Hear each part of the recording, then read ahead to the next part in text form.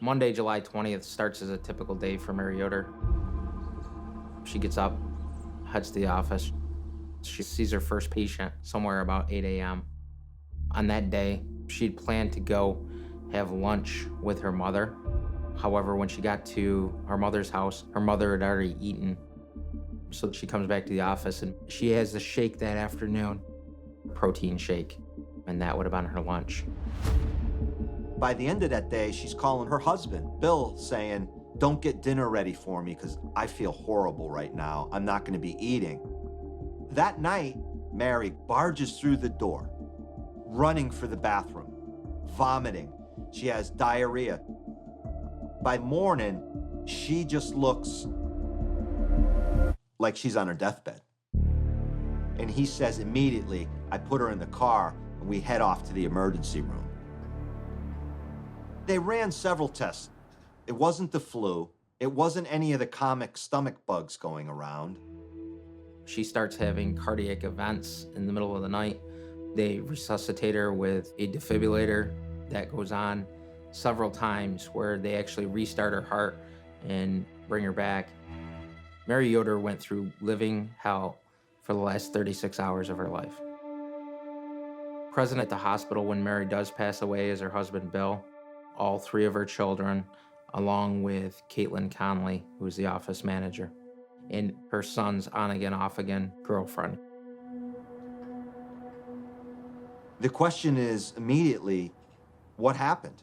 And doctors go to Bill Yoder and say, listen, this is really strange and we want to get your permission to send her body for an autopsy. And Bill says right away, absolutely. I want to know what's going on here. The autopsy was performed by Dr. Kenneth Clark out at the Onondaga County Medical Examiner's Office. And as he's looking under slides of cells from her individual organs, the cells appear like they are killing themselves. And that is his first clue that something may have been introduced into the body that actually caused this death. So Dr. Clark initially orders blood tests on certain heavy metals and the typical poisons like an arsenic, cyanides, and they all come back negative. Now he's baffled. He knows that she's been poisoned, but he doesn't know how, and that's so important. By this time, Mary's body has been released back to the family and cremated. Dr. Clark has only one vial of her blood that can be tested. He needs to make it count. He reaches out for Upstate Poison Control and Dr. Gina Marafa. And based upon the timetable of events of when Mary becomes symptomatic to the time of death, along with the cardiac events she is leaning on, that is a typical colchicine poisoning. Colchicine is a medicine commonly administered in low doses to treat gout. But in higher doses, it can be lethal. With the last vial of blood, they do a test. Almost 2 months after Mary's death, they get the results. It comes back positive for colchicine. It's definitely a unique intoxication or poison death. So to have something this unique is a little bit odd. 2 letters show up. One shows up to the medical examiner's office. One shows up to the sheriff's department. It's the same anonymous letter. The letter directs us to one person and one person only, and that's Adam Yoder, Mary Yoder's youngest son. He said now the colchicine container is under the front passenger side of his Jeep. That's where he said it was until he figures out where to dispose of it next. That letter specifically blamed Adam Yoder. So our people of interest in this case are Bill Yoder, and obviously once we receive the anonymous letter, it becomes Adam Yoder. Ben Amy believes the author of the letter knows more than they're letting on. I make a phone call to Adam, tell him that I'm investigating the death of his mother, and ask him if he'll come to the office for an interview. We actually watch for him arriving at the office. He does drive the Jeep that's mentioned in the anonymous letter. Adam Yoder and his mother, Mary, were extremely close. Adam loved his mother. His mother loved him. That's clear. Approximately a couple hours into the interview, we explain the scenario about how we received this letter, and we want to look into his Jeep. Another investigator, Investigator Simmons, is searching in the exact spot the letter tells us, under the front seat. Adam is smoking a cigarette, watching, and all of a sudden Investigator Simmons pulls out the bottle of colchicine. Adam was standing there, and I think the cigarette almost fell out of his mouth. He was definitely surprised. He didn't expect us to go out there and find anything in his vehicle. The bottle of colchicine was in a cardboard wrapper. There was also a receipt next to the bottle of colchicine. The receipt contained a lot of personal information about Adam Yoder, and the address that it was shipped to, the chiropractic family office his parents own. They also find an email address on the receipt. Mr. Adam Yoder, 1990 Gmail address. He goes, but that's not my email address. We then go back into the interview room and continue asking him questions. Adam denies any involvement in his mother's death. He says he wasn't even in town when she got sick. We had subpoenaed his Easy Pass prior to that, and when he gives us his explanation of where he was, it's the exact same as what the Easy Pass identifies. When I ask him, do you know of anybody who would want to cause harm to your mom, he does not point the finger at anybody. He seriously does not believe that anybody would want to cause harm to Mary Yoder. We ask Adam, is this something you think your dad might be capable of, trying to frame you? And Adam was like, absolutely not. That would not happen. To learn more about Bill, investigators turn to Mary and Bill's office manager, Caitlyn Conley. She was Adam's girlfriend, and she integrated herself into the Yoder family. Caitlyn says she doesn't think Bill had anything to do with Mary's murder, but she doesn't know for sure. There is someone else, though, whose behavior she has found troubling. We start specifically talking about her relationship with Adam. It becomes clear to investigator Van Namey that Caitlyn and Adam have a difficult and stormy relationship. She talks about how you can't protect me and how she's scared of Adam, and that's specific to what the letter mentions. And light goes off in my head, and at that point, I ask her if she's the author of the anonymous letter. When she didn't give me a no as an answer, that's an automatic flag for an investigator to ask the question again. I again said, if you're the author, we need to know, did you write that anonymous letter that we got? And she stated that she did. And then she went from a witness to all the way to a suspect.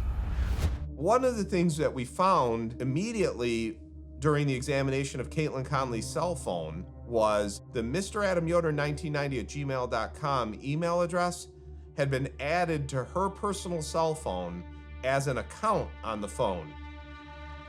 This was the same email address used to purchase the colchicine found in Adam's car. The final piece of evidence is the DNA on the cardboard wrapper around the colchicine bottle. It comes back to Caitlyn Conley, nobody else. DNA from the stamp on the anonymous letter also matches Caitlyn Conley. Investigator Van Namey has no witnesses to point to his prime suspect. All his evidence is circumstantial. But with the DNA hits on Caitlyn Conley, he's ready to bring charges. Nearly a year after Mary's murder, police arrest Caitlyn, and a grand jury indicts her on charges of second-degree murder. The community's reaction to Katie's arrest, some of them respond to this by saying, oh my God, there's no way this young 22-year-old pretty girl could have done this. They're just astonished. We could find that letter was composed on one of the computers at the chiropractic office, and we can show iterations of the letter. We can show when it was only a paragraph long. We could show when it was 2 paragraphs long. We can also show that it got edited. The original form of the letter is not the form it took at the end. The letter is the first piece of evidence the prosecution presents. The receipt for the colchicine that was found in Adam's car has a lot of information on it. We know that it was purchased from Art Chemical. They actually are able to interview the actual person that processed that order. She had to reach out for the person that was placing this order, and that when she made the phone call to the business, she spoke to a woman, a young woman with a very soft voice. We know that the colchicine was purchased through a Gmail account, Mr. Adam Yoder, 1990 at gmail.com. Every time that Gmail account was created, accessed, or terminated, it was through a device that was connected directly to Caitlyn Conley. That circumstance of her phone being connected to colchicine in some way, shape, or form becomes much less important when other people have access to it. When she saw that he really was moving on, and I think it was at that point that she just decided, I'm gonna take from him what he loves most in this world, which is his mother. We know that Mary would have had a protein shake for lunch. We suspect that she either prepared that protein shake for Mary and gave it to her, or maybe put it in the protein powder. I wish that I could tell you that the office of the district attorney had some motive attributable to Katie, but there simply was none. Nobody truly knows exactly what happened or how it happened to Mary. Only that person that committed this act knows what happened. And that alone equates, in my mind, to reasonable doubt.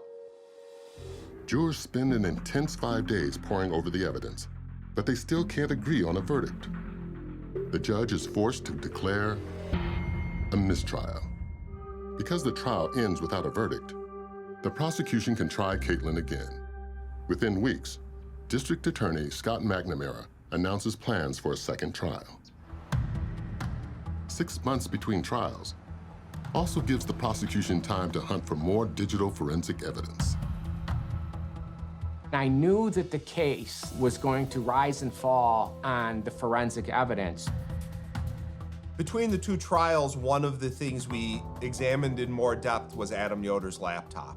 And one of the things we found on his laptop was a backup of Caitlyn Conley's phone from a time period just after Mary Yoder's death, but before the phone had been seized by the sheriff's office.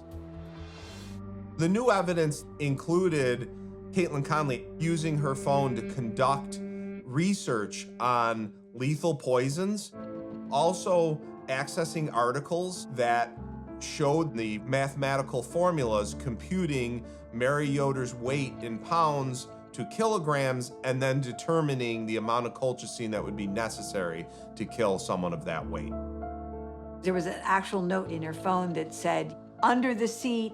So we could see through the notes in her phone that she was deciding where she was going to plant the colchicine bottle and the receipt in Adam Yoder's car. Investigators have also discovered the Gmail password used to purchase the colchicine. One of the things that they found was this password, Adam is gay, and so it just didn't make sense to us that Adam would make that his password, but it made perfect sense to us that a girlfriend that he had been in a toxic relationship with would make that the password. She deleted thousands of images from her phone. So she did take a pretty significant amount of effort in ensuring that the research that led up to Mary Yoder's death was no longer present on her phone. After the second 3-week trial, the jury begins deliberations. I was angry, quite frankly, because I knew that that conviction was infirm. It was not possible, given the evidence. 2.5 years after murdering Mary Yoder, Caitlyn Conley is sentenced to 23 years in prison. I am firmly convinced that the justice system does work and that it did work in this case, and that finally we were able to get justice for Mary Yoder.